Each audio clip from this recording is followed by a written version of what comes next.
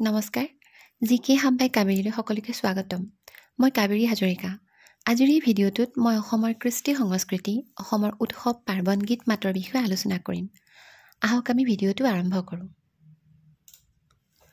Question number 1 Baishagu festival is celebrated by which of the following tribes অপচনবোৰ হৈছে মিচিং বড়ো তিৱা আৰু ডিমাছা বৈশাগু ফেষ্টিভেলটো অসমৰ কোনটো জনজাতিয়ে পালন কৰে আৰু শুদ্ধ উত্তৰটো হৈছে option B Bodo Baishagu festival is celebrated by the Boru Kosari tribes of Assam. It is celebrated in the month of April to welcome the new year. এই বৈশাগু ফেষ্টিভেলটো অসমৰ বড়ো কছাৰীসকলে পালন কৰে আৰু তেওঁলোকে এইটো এপ্ৰিল মাহত নৱবৰ্ষৰ আৰম্ভণিত এইটো উৎসৱ পালন কৰে The first day of the Baishagu festival begins with the worship of the cow আৰু প্ৰথম দিনা তেওঁলোকে গৰুৰ পূজা কৰে Next question Gumrak folk dance is performed during which tribal festival? Gumrak নামৰ যিটো লোক নৃত্য আছে এইটো তলৰ কোনটো ট্ৰাইবেল ফেষ্টিভেলৰ সময়ত প্ৰদৰ্শন কৰা হয় অপচনবোৰ হৈছে বৈশাগু বাইখো আলি আই লৃগাং আৰু সোমাংকান আৰু শুদ্ধ উত্তৰটো হৈছে option C Ali Aye Ligang Ali Aye Ligang is a folk festival of the Mising community. It is generally celebrated on the first Wednesday of the Assamese month Fagun. আলি আই লৃগাং হৈছে মিচিং সম্প্ৰদায়ৰ এটা লোকনৃত্য আৰু এইটো অসমীয়া যিটো ফাগুন মাহৰ প্ৰথম বুধবাৰটোত পালন কৰা হয় ঐনিতম songs are also performed during the Gumrak dance আৰু এই গুমৰাক নৃত্যৰ সময়ত তেওঁলোকে ঐনিতমবোৰ গায় আৰু বহুত আনন্দ ধেমালি কৰে next question Baikho festival is celebrated by which of the following tribes? Baikho festivalটো তলৰ কোনটো ট্ৰাইবে পালন কৰে অপচনবোৰ হৈছে বড়ো ৰাভা মিচিং ডিমাছা আৰু শুদ্ধ উত্তৰটো হৈছে Rabha B Rabha Baikho is a harvest festival celebrated every year by the Rabha tribal community of Assam to propitiate the prospect of the community and the success of the harvest. Baikho ফেষ্টিভেলটো প্ৰত্যেক বছৰে অসমৰ ৰাভা সম্প্ৰদায়ৰ লোকসকলে পালন কৰে তেওঁলোকে এইটো পালন কৰে তেওঁলোকৰ শস্যৰ লগত জড়িত হৈ থাকে যাতে তেওঁলোকৰ শস্য ভাল হয় আৰু লগতে তেওঁলোকৰ যিটো সম্প্ৰদায়ৰ যাতে উন্নতি হয় সেইটো আশাতেই এই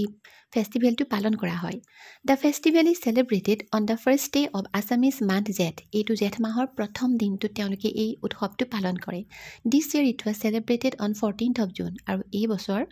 এইটো জুন মাহৰ 14 তাৰিখে পালন কৰা হৈছিল next question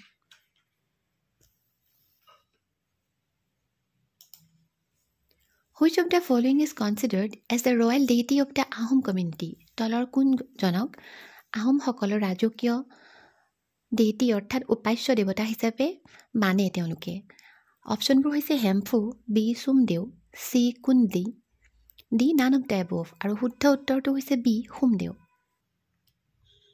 The main festival of the Ahom community is Madam Mefi. It is celebrated on the 31st January every year in the memory of the departed.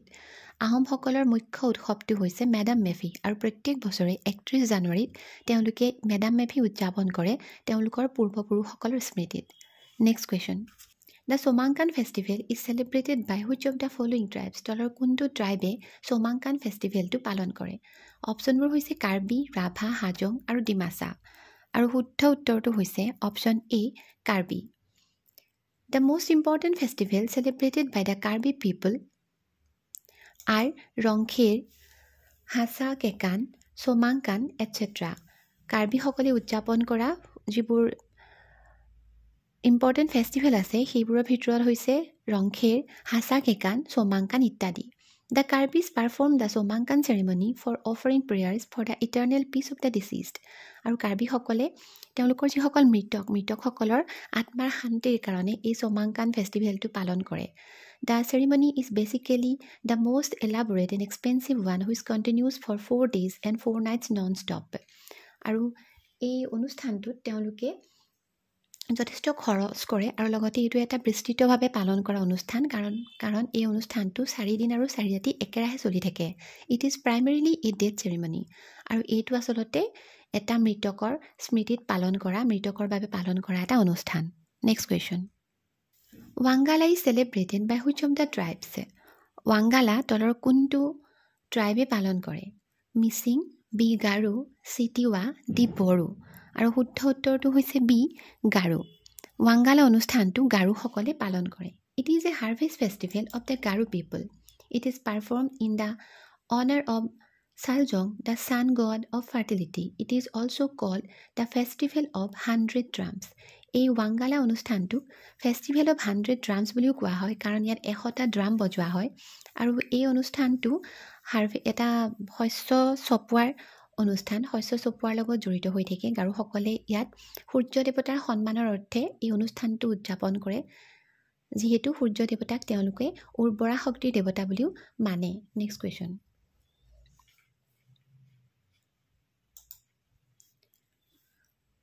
লাংখন festival is celebrated by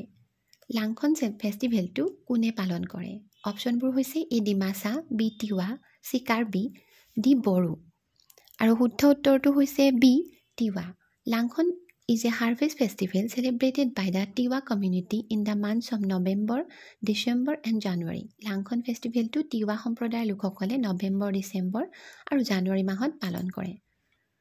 next question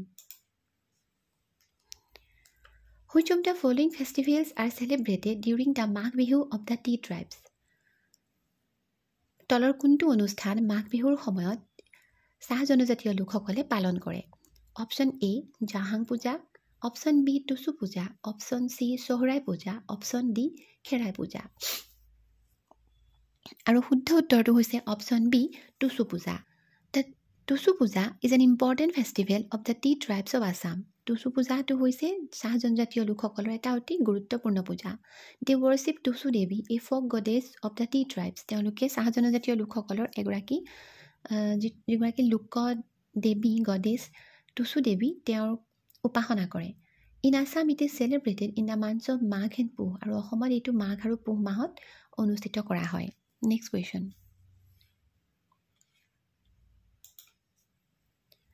Porag অৰ্থাৎ Narasinga Bihu is celebrated by which of the following community Porag বা যাক নৰাচিগা বিহু বুলি কোৱা হয় তাক তলৰ কোনটো সম্প্ৰদায়ৰ লোকে পালন কৰে option A Bodo option B Rabha option C Mising option D Tiwa আৰু শুদ্ধ উত্তৰটো হৈছে option C Mising It is a post-harvest festival celebrated by the Missing community of Assam. It is a 5-day-long festival of songs and dances. A Porak festival to post-harvest festival অৰ্থাৎ এইটো শস্য চপোৱাৰ পিছত উদযাপন কৰা হয় মিচিং সম্প্ৰদায়ৰ লোকসকলে এইটো উদযাপন কৰে আৰু এইটো 5 দিন ধৰি চলে লগতে তেওঁলোকে বিভিন্ন ধৰণৰ গীত মাত নৃত্য আদিও এই অনুষ্ঠানটোত পালন কৰে next question The Sogra Misawa festival is celebrated. Sogra Misawa's festival to কোনে উদযাপন কৰে option A Mising option B Bodo option C Tiwa option D Rabha আৰু শুদ্ধ উত্তৰটো হৈছে option C Tiwa It is celebrated by the Tiwa people to mark the arrival of the harvest season. এইটো তিৱা লোকসকলে পালন কৰে হাৰ্ভেষ্ট ছিজনৰ আগে আগে মানে শস্য চপোৱাৰ আগে আগে তেওঁলোকে এই অনুষ্ঠানটো পালন কৰে নেক্সট কুৱেশ্যন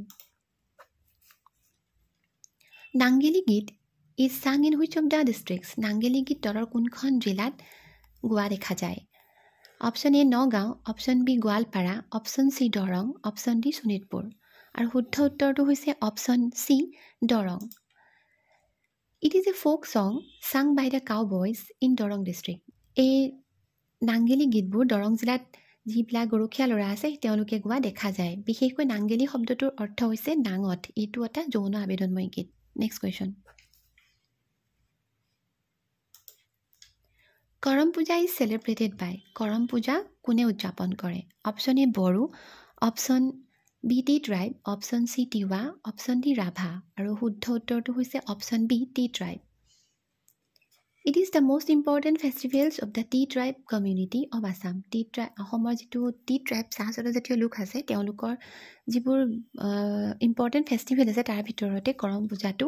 এটা It is a harvest festival celebrated on the night of ভাদ একাদশী এইটো এটা ফচলৰ লগত শস্যৰ চপোৱাৰ লগত জড়িত এটা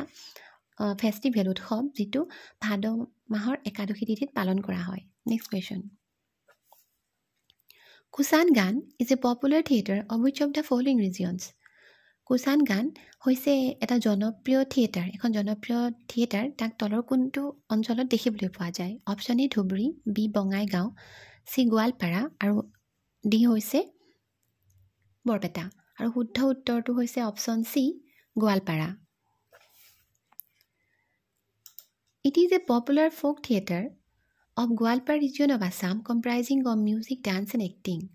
এইটো অসমৰ গোৱালপাৰা অঞ্চলত দেখিবলৈ পোৱা যায় আৰু এই থিয়েটাৰবোৰত নৃত্য গীত অভিনয় সকলো দেখিবলৈ পোৱা যায় the theme of the theatre is extracted from Ramayana and has a religious appeal আৰু এই থিয়েটাৰৰ যিটো থিম মূলটো ৰামায়ণ বিশেষকৈ ৰামায়ণৰ পৰা লোৱা হয় আৰু ইয়াত এটা ধাৰ্মিক ৰীতি এটা দেখিবলৈ পোৱা যায় নেক্সট কুৱেশ্যন